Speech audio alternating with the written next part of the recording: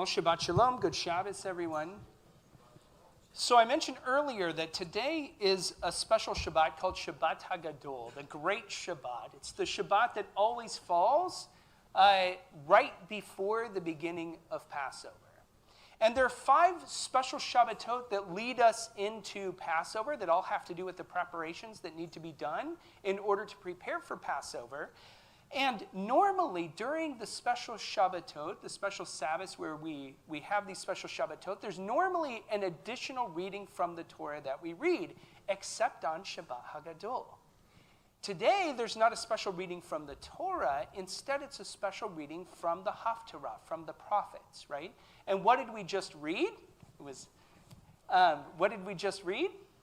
From Malachi, right? From Malachi. So that the last thing we heard was, "Behold, I will send you the prophet Eliyahu before the great and awesome day of the Lord," right?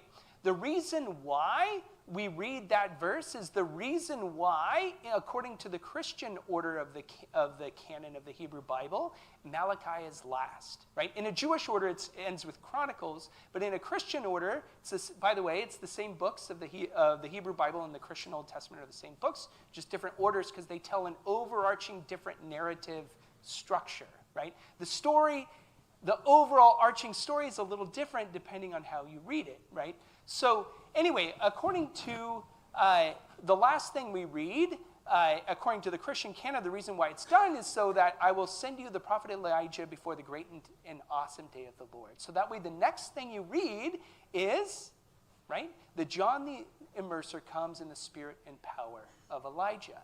So that this Elijah is the one who ushers in the Messiah. The reason why in Judaism we make a big deal about Elijah is why? Not only because Elijah is kind of a big deal prophet, but he'll be the one to usher in the Messiah, right? That's why we say, when we sing Eliyahu Hanavi, we sing Bimheira v'yameinu yavo elenu im Mashiach ben David, come speedily and soon with Messiah, the son of David. The reason why we so welcome Elijah is because we don't just welcome Messiah, we don't just welcome Elijah, we welcome the Mashiach, right? And so there's this expectation that Luke begins with by specifically mentioning that John the Immerser comes in the spirit of Elijah. I think it was my first year that I was the rabbi here, a couple years ago, that I gave this message on John the Immerser. And what's fascinating is the description of him in the Gospels is exactly the description of Elijah, right? The coat of camel's hair, he eats locusts and wild honey, he's this hairy man, right? Like, it's funny that, it's not funny in like hilarious sense, but it's intentional. It's meant so that, remember, that the audience, when they heard this story, they would immediately think of Elijah the prophet, right? Because it was John the Immerser who comes in the spirit and power of Elijah to usher in symbolically the return, the first coming of our Messiah. But it won't just be a type of Elijah who will usher in when the Messiah returns. It'll be Elijah himself, right? But that's not what I wanted to talk about today. That was just a freebie. So this week, obviously, the reason why we're talking about all of this is because this week begins Pesach, Passover. The festival of Passover recounts God's deliverance of the Jewish people from Egypt approximately 3,300 years ago. And it is called many times in our prayers, Zaman Cherutenu, the time of our redemption. Because our redemption, when we celebrate Passover, remember, we're commanded in every generation, you're supposed to celebrate it with your, I always say this, but one year I'm going to actually do it with my coat on, my staff in hand, like it says in the Torah. And why? Is because we're supposed to say, when God delivered me from Egypt. And this command is in Deuteronomy. This is not the generation that experienced those events. It's their children and grandchildren, and yet they're still supposed to say, when God delivered me. Why? Because in every generation, we're being delivered. Egypt is not just a geographic place on a map. It is a spiritual state. It's a place. The Hebrew word, Mitzrayim, which is where we get Egypt, is from the Hebrew word Metzorim, which means boundaries and limitations. The interesting thing, it's also the same word from where we get the birthing canal, right? Because it's through this hardship, this narrow place, that gives birth to something else, right? And so Egypt, each one of us every single year need to be delivered from something. And the question is, what is that thing for you this year? Passover has remained a distinct identity marker of the Jewish people throughout years of dispersion and turmoil, and remains one of the most widely observed Jewish practices to this day. Even for many Jews that are not religious, they'll still do something for Passover. We, of course, know that the Passover week actually includes 3 separate yet interconnected holidays. Everybody thinks of Passover because we usually refer to the whole week as Passover. But really, Passover, according to the Bible, is just how many days? 1. Outside of the land of Israel, it's 2 days, right? So we do 2 seders outside of the land of Israel. In Israel, you do 1 seder. I mean, you can do more seders if you want to, but you're obligated to at least do 1 the first night and the diaspora 1 the second night. So that's called Pesach. Pesach, or Passover, is the first night. And we call it that because that was what happened on that first night way back 3,300-ish years ago, right? By slaughtering the lamb, putting its blood on the doorposts, caused the punishment to pass over the homes of the Israelites and to and punish, sadly, those who didn't have the blood on the doorpost, whether they were Israelites or Egyptians. Tradition says there were Jews who mocked the whole thing and didn't put blood on their doorposts. In the same way, tradition also says there were many Jews who didn't leave Egypt. But those who did experienced redemption, right? So, of these 3 holidays associated with this week of Passover, the first one is Pesach, is Passover. The second one is what? Right. The Feast of Unleavened Bread, or I heard someone say it in Hebrew, Chag HaMatzot, right? Chag HaMatzot, the Feast of Unleavened Bread, is the rest of the 6 days, or 7 days in the diaspora, right? That's the Feast of Unleavened Bread. But then there's a little one that occurs in the middle of this week that widely in the Jewish community today is not really a big deal. But it should be a big deal for those of us who are followers of the Messiah. What is that? Exactly, Yom HaBikurim, the Feast of First Fruits, right? And this is the day that Yeshua was actually resurrected on, in accordance to many of the prophecies that have to do with this idea of resurrection. Because Passover is not only connected to this idea of what happened to us in our redemption when God delivered us from Egypt, it also has to do with the agrarian world in which ancient Israelites lived, right? That there were 2 primary harvests in biblical times in ancient Israel.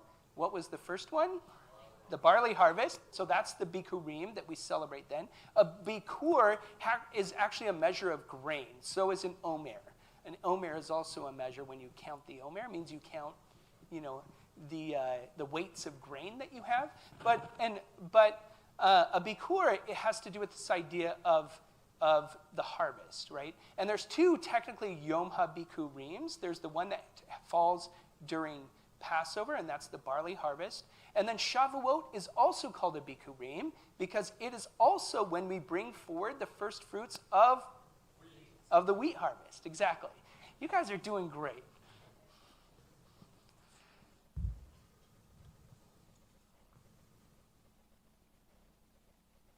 The reason why our prayers, we're always referring back to the Exodus, what we call Yetziat Mitzrayim, our being brought out of Egypt, is because it's the central event that turned a band of slaves into a nation. Although we were conceived earlier, we were really birthed through this moment of our crossing the Red Sea. As I mentioned, it's the same word that we get where it's a similar word for a birthing canal. Out of this moment was formed our covenantal understanding. Its symbolism continues to serve as a reminder and as a way to teach the spiritual lessons of Passover to the next generation. So central is this idea of the Exodus that it continues to inform our concept of salvation or redemption in Jewish theology, right? And from a Jewish way of thinking, our entire foundation for understanding this concept of Christians tend to translate the same word as salvation. Jews say redemption, but they mean the same thing, right? Salvation, redemption. That the very core of our thinking about salvation doesn't happen beginning with Yeshua. It comes from here. You can even argue even earlier, but this idea that God saved us from Egypt and formed us and shaped us and turned us into the people that we would become.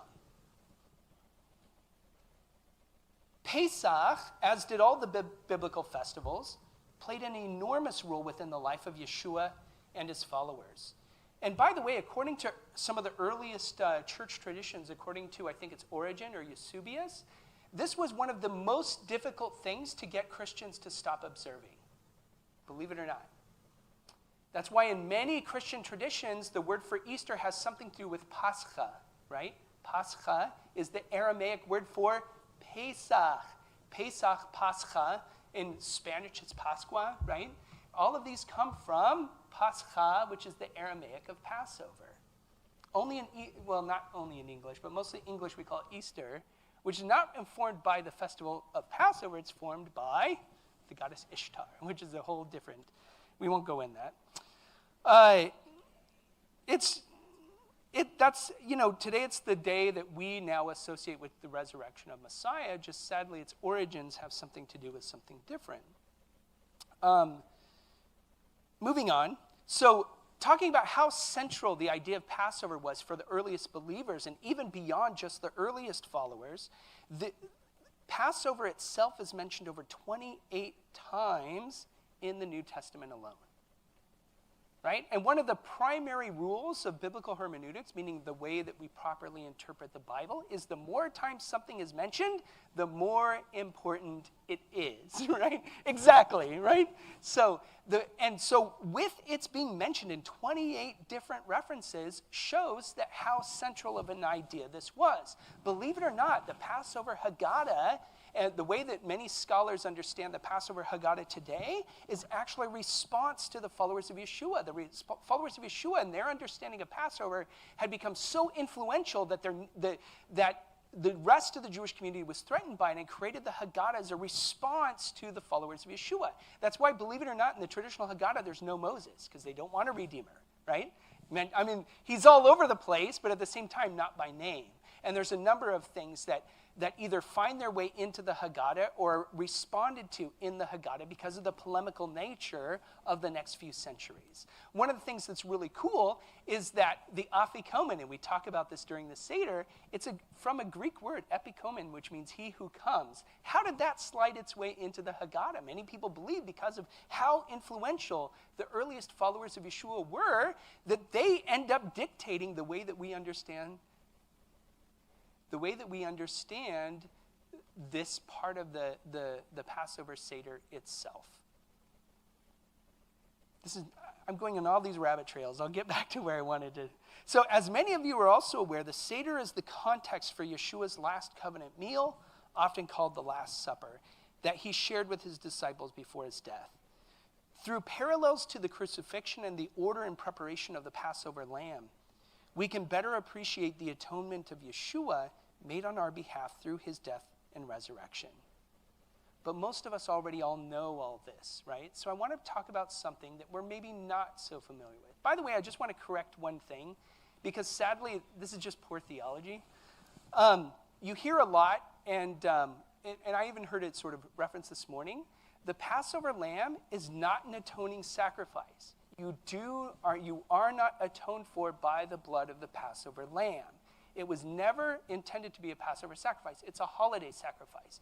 The reason why it is connected in the New Testament to sin is the idea of passing over.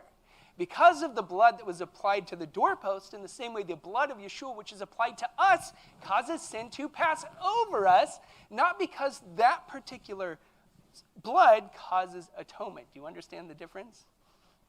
It's actually really important. I know it sounds like a little detail, but sometimes details are really important. All right. In fact, we are often so aware of the death of Yeshua during Passover that we often completely skip over the death of another important figure that happened during Passover. Now, we just finished a series through the book of James, right? So I actually wanted to continue talking about James for a second. Because Yeshua's very own brother, Yaakov, James, who played an extremely significant role within the earliest believing community in Jerusalem, as we've been talking about for the last several weeks, remains a significant figure for us today. For example, according to Galatians 2, Yaakov HaTzadik, or James the Just, or James the Righteous, was one of the three pillars of the early Yeshua-believing community and served as the head of the Jerusalem Council, right? He was highly regarded by all Jews.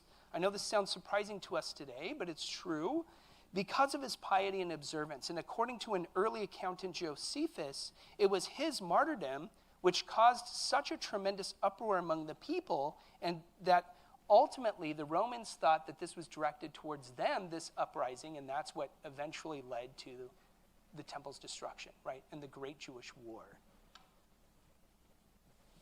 According to very early traditions, James was what we call a Nazir. He was a Nazirite from birth.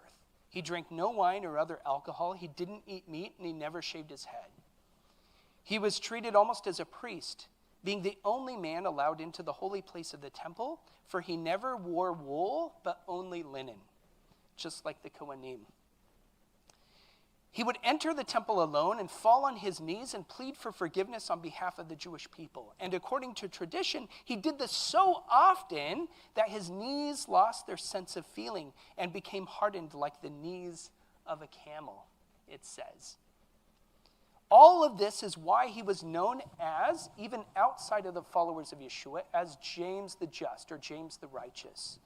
Yaakov HaTzadik. He was a righteous person.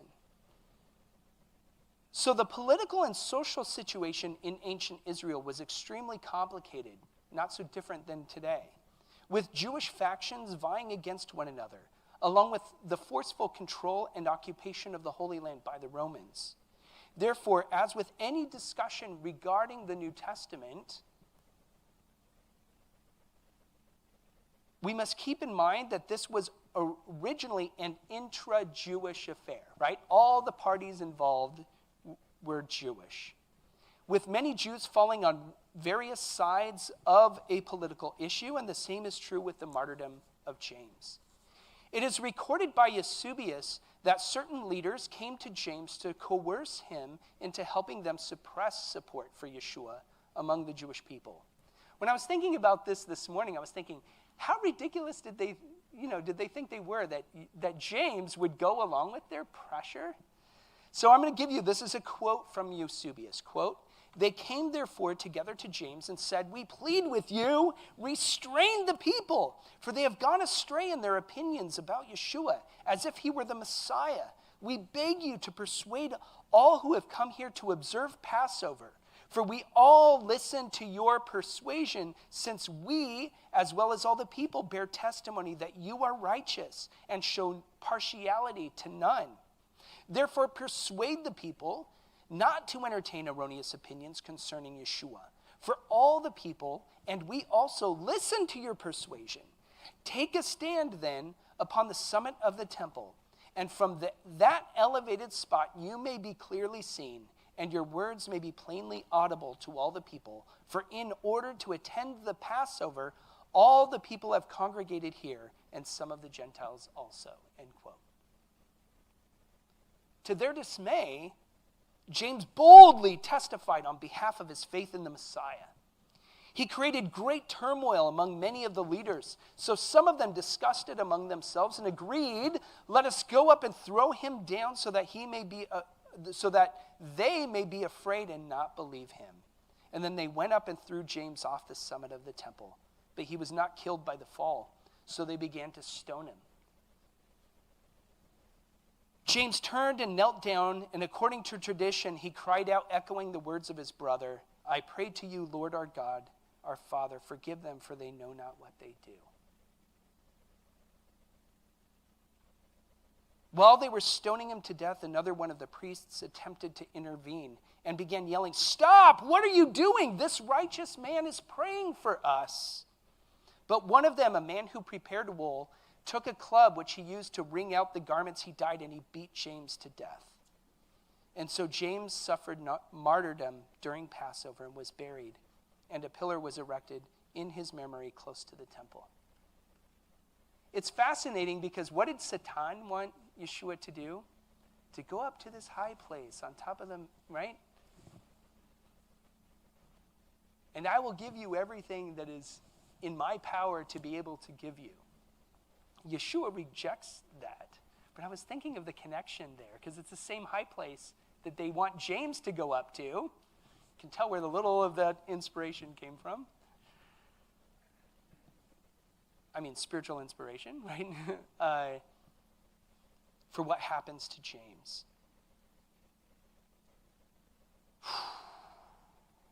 Boy, right? Gewalt. What are we supposed to make of all of this? As we celebrate Passover this year, with its themes of redemption and resurrection, let us also remember the martyrdom of James. In both Judaism and Christianity, it is traditional to recall the death of righteous individuals. Our sages teach us that in every generation we should celebrate Passover as though we ourselves are personally being delivered from Egypt. For within Jewish understanding, Egypt, as I mentioned earlier, represents more than just a geographical place on a map.